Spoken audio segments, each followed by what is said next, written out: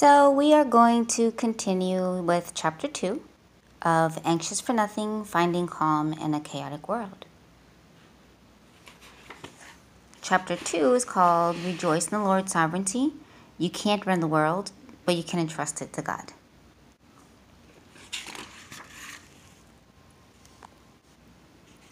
I grew up in a camping family. My dad's idea of a great vacation involved mountains, creeks, tents, and sleeping bags. Let others tour the big cities or enjoy the theme parks. The Lucado family passed on Mickey and headed for the Rockies. I attempted to continue the tradition with my own family. No luck. Our idea of roughing it is staying at the in-laws. We liked campfires as long as someone else builds them and room service is available. I'm not as hardy as my dad. He loved camping gear as much as he loved camping trips. One day, when I was about 9 years old, he returned from a trip to the Army surplus store with a tent that became a part of Lucado family lore. It was huge. It could hold 12 cots. We could erect the tent around a picnic table and still have room for sleeping bags. A big tent, of course, requires stable tent poles. This one came with 2. Don't confuse these poles with the slender, retractable aluminum versions that come with the average-size camping tent. No siree, Bob. These poles were made of cast iron and were as thick as a forearm. The shelter wasn't fancy. No zipper doors, no mosquito netting, no camouflage design, but it was sturdy. Let the winds howl, let the summer rains fall, let the hail pound, let the weather change. We weren't going anywhere. On one occasion, we were camped at Estes Park, Colorado, along with Dad's 8 siblings. The sky suddenly grew dark and stormy.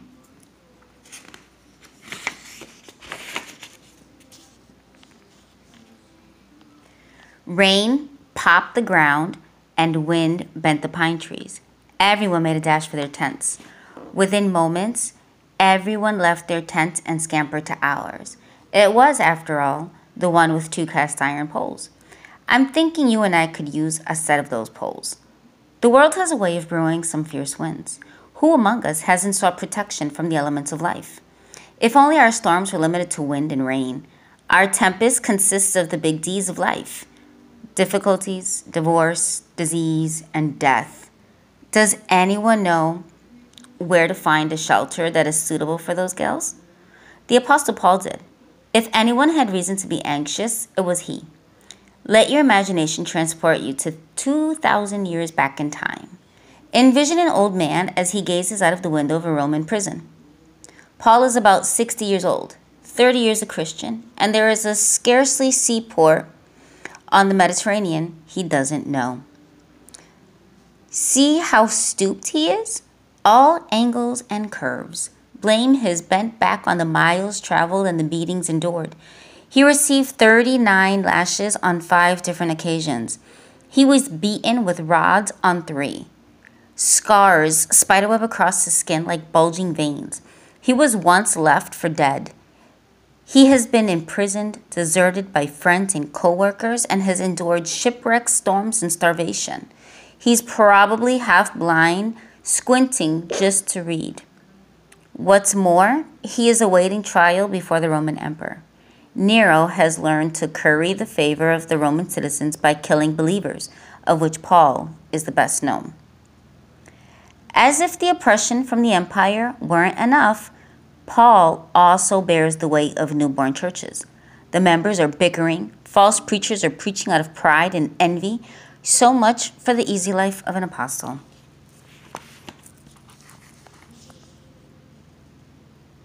His future is as gloomy as his jail cell. Yet, to read his words, you'd think he'd just arrived at a Jamaican beach hotel. His letter to the Philippians bears not one word of fear or complaint. Not one. He never shakes a fist at God. Instead, he lifts his thanks to God and calls on his readers to do the same.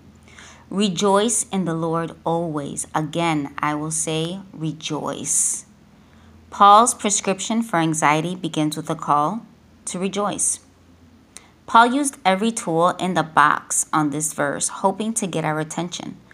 First, he employed a present imperative tense so his readers would hear him say continually, habitually, rejoice. And if the verb tense wasn't enough, he removed the expiration date. Rejoice in the Lord always.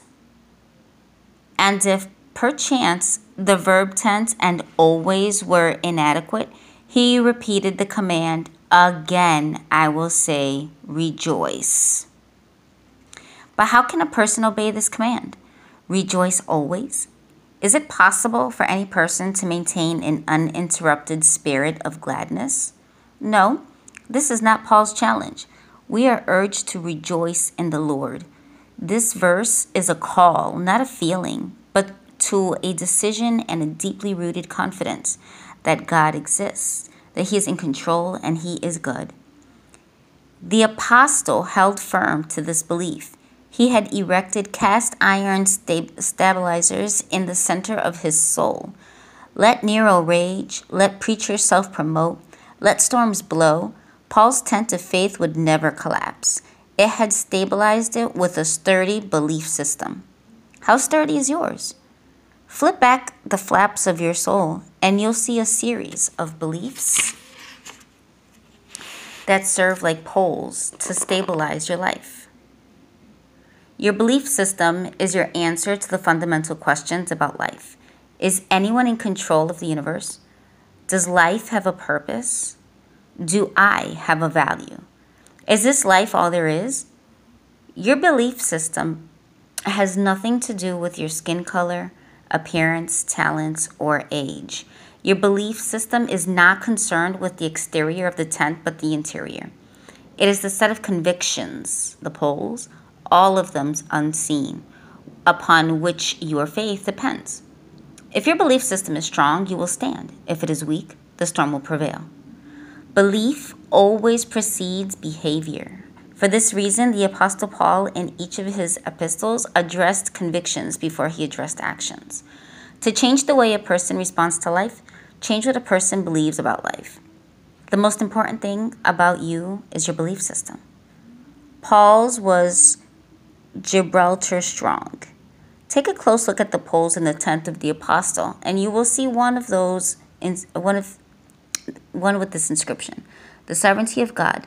Sovereignty is the term the Bible uses to describe God's perfect control and management of the universe. He preserves and governs every element. He is continually involved with all created things, directing them to act in a way that fulfills His divine purpose. In the treatment of anxiety, a proper understanding of sovereignty is huge.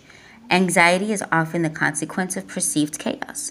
If we sense we are victims of unseen, turbulent, random forces, we are troubled. Psychologists verified this fact when they studied the impact of combat on soldiers in World War II. They determined that after 60 days of continuous combat, the ground troops became emotionally dead.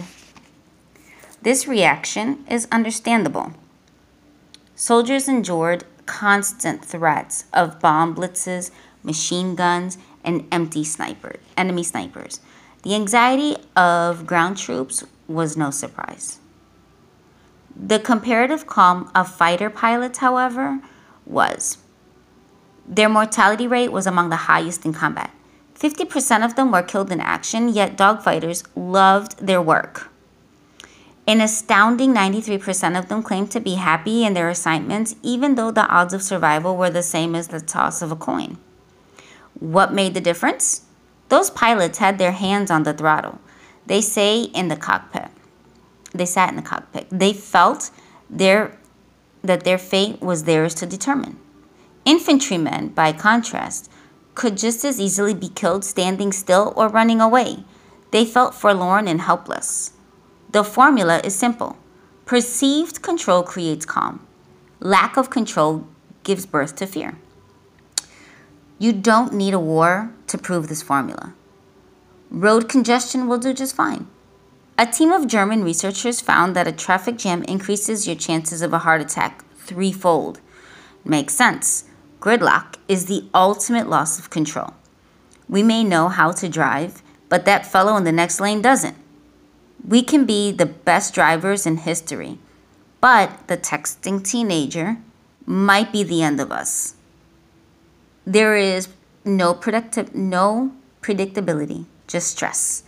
Anxiety increases as perceived control diminishes. So what do? Control everything? Never board a plane without a parachute?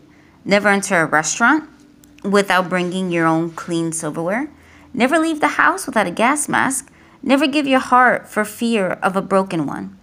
Never step on a crack lest you break your mother's back? Face anxiety by taking control.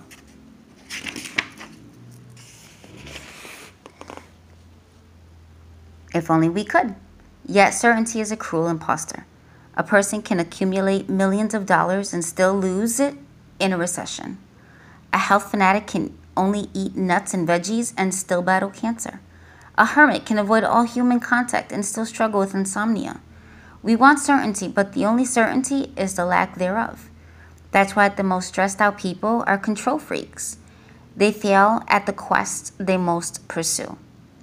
The more they try to control the world, the more they realize they cannot. Life becomes a cycle of anxiety, failure, anxiety, failure, anxiety, failure.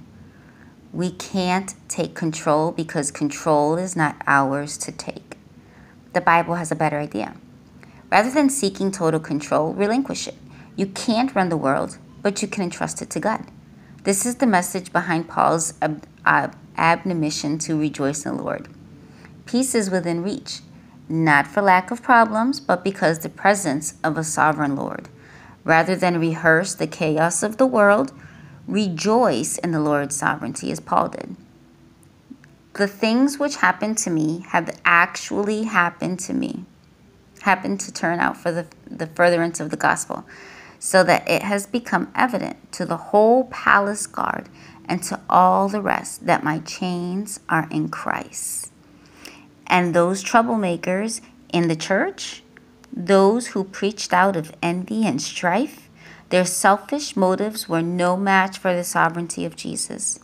Whether their motives are false or genuine, the message about Christ is being preached either way. So I rejoice, and I will continue to rejoice. Paul believed that God highly exalted Jesus and gave him the name that is above every name.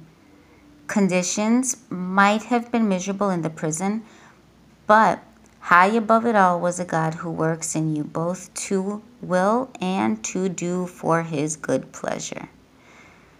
To read Paul is to read the words of a man who, in the innermost part of his being, believed in the steady hand of a good God.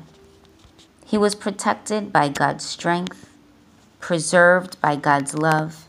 He lived beneath the shadow of God's wings. Do you?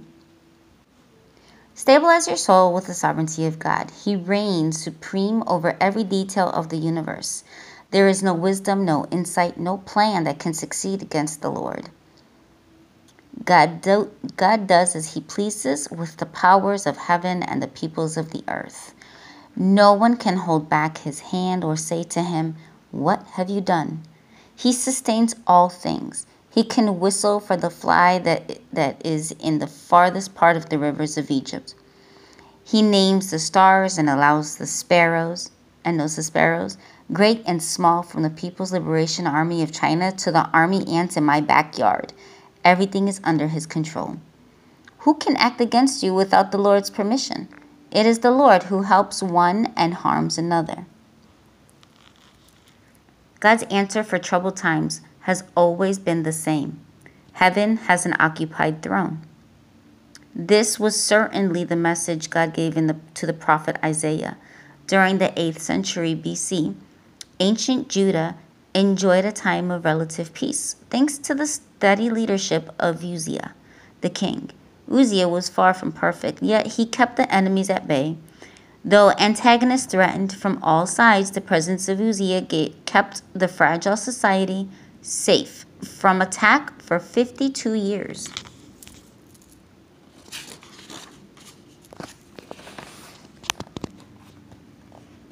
Then Uzziah died.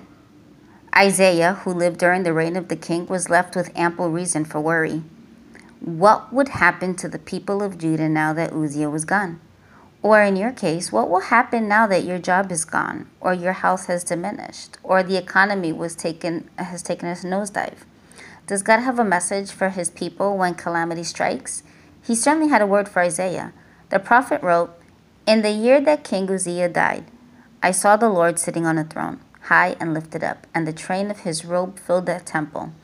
Above it stood seraphim. Each one had 6 wings. With 2 he covered his face, with 2 he covered his feet, and with 2 he flew. And one cried to another and said, 'Holy, holy, holy is the Lord of hosts. The whole earth is full of his glory.'" Uzziah's throne was empty, but God's was occupied. Uzziah's reign had ended, but God's had not. Uzziah's voice was silent, but God's was strong. He was and is alive on the throne and worthy of endless worship. God calmed the fears of Isaiah not by removing the problem, but by revealing his divine power and presence. Think of it this way. Suppose your dad is the world's foremost orthopedic surgeon. People travel from distant countries for him to treat them. Regularly, he exchanges damaged joints for healthy ones. With the same confidence that a mechanic changes spark plugs, your dad removes and replaces hips, knees, and shoulders. At 10 years of age, you are a bit young to comprehend the accomplishments of a renowned surgeon. But you're not too young to stumble down the stairs and twist your ankle. You roll and writhe on the floor and scream for help. You are weeks away from your first school dance. This is no time for crutches, no time for limping. You need a healthy ankle. Yours is anything but. Into the room walks your dad, still wearing his surgical scrubs. He removes your shoe, peels back your sock, and examines the injury. You groan at the sight of the tennis ball-sized bump. Adolescent anxiety kicks in. "Dad, I'll never walk again." "Yes, you will." "No one can help me." "I can." "No one knows what to do." "I do." "No, you don't." Your dad lifts his head and asks you a question. "Do you know what I do for a living?" Actually, you don't. You know he goes to the hospital every day. You know that people call him doctor. Your mom thinks he is smart. But you don't really know what your father does. "So," he says as he places a bag of ice on your ankle, "it's time for you to learn." The next day, he's waiting for you in the school parking lot after classes. "Hop in. I want you to see what I do," he says. He drives you to his hospital office and shows you the constellation of diplomas on his wall. Adjacent to them is a collection of awards that include words like distinguished and honorable. He hands you a manual of orthopedic surgery that bears his name. "You wrote this?" "I did." His cell phone rings. After the call, he announces, "We're off to surgery." You scrub up and follow him into the operating room on your crutches. During the next few minutes, you have a ringside seat for a procedure in which he constructs an ankle. He is the commandant of the operating room. He never hesitates or seeks advice. He just does it. One of the nurses whispers, "Your dad is the best." As the two of you ride home that evening, you look at your father. You see him in a different light. If he can conduct orthopedic surgery, he can likely treat a swollen ankle. So you ask, "You think I'll be okay for the dance?" "Yes, you'll be fine." This time you believe him. Your anxiety decreases as your understanding of your father increases. Here's what I think. Our biggest fears are sprained ankles to God. Here's what else I think. A lot of people live with unnecessary anxiety over temporary limbs. The next time you fear the future, rejoice in the Lord's sovereignty. Rejoice in what he has accomplished. Rejoice that he is able to do what you cannot do. Fill your mind with thoughts of God. He is the Creator who is blessed forever. He is the same yesterday, today, and forever. His years will never end.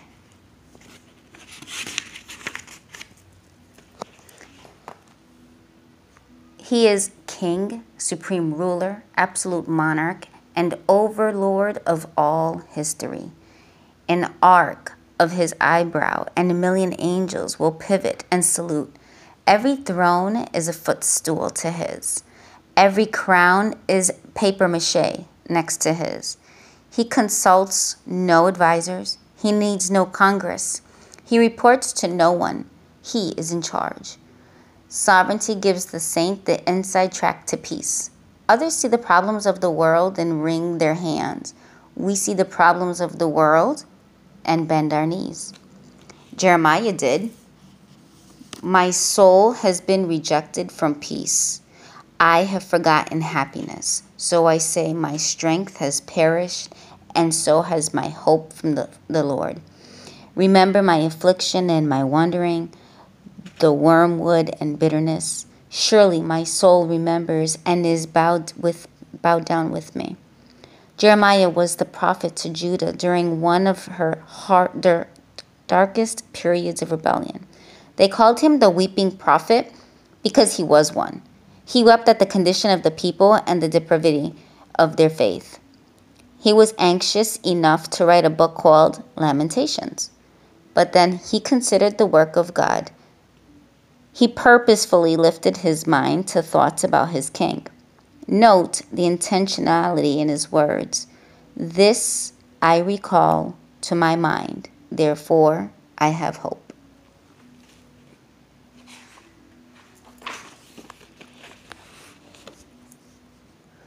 The Lord's loving kindnesses indeed never cease, for his compassions never fail. They are new every morning. Great is your faithfulness. The Lord is my portion, says my soul. Therefore I have hope in him. The Lord is good to those who wait for him. To the person who seeks him, it is good that he waits silently for the salvation of the Lord. Lift up your eyes. Don't get lost in your troubles. Dare to believe that good things will happen. Dare to believe that God was speaking to you when he said, in everything God works for the good of those who love him. The mind cannot, at the same time, be full of God and full of fear. He will keep in perfect peace all those who trust in him, whose thoughts turn often to the Lord. Are you troubled, restless, sleepless? Then rejoice in the Lord's sovereignty. I dare you, I double dog dare you, to expose your worries to an hour of worship. Your concerns will melt like ice on a July sidewalk. Anxiety passes as trust increases.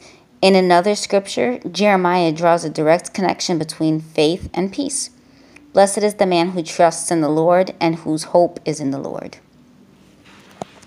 For he shall be like a tree planted by the waters, which spreads out its roots by the river, and will not fear when heat comes, but its leaf will be green, and will not be anxious in the year of drought.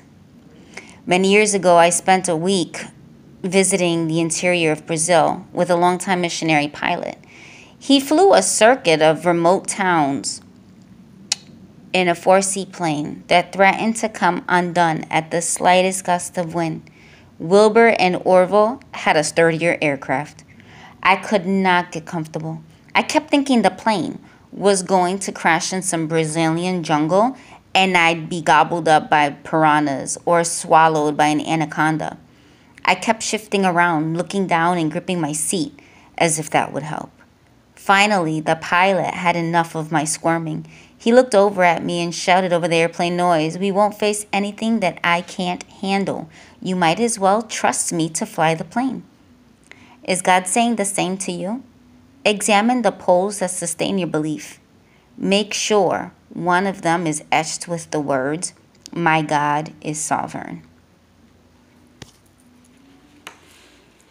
And that is the end of chapter 2. Next video will be chapter 3. And if you want to continue hearing the rest of the story, then just like and subscribe to my channel. That's all for today.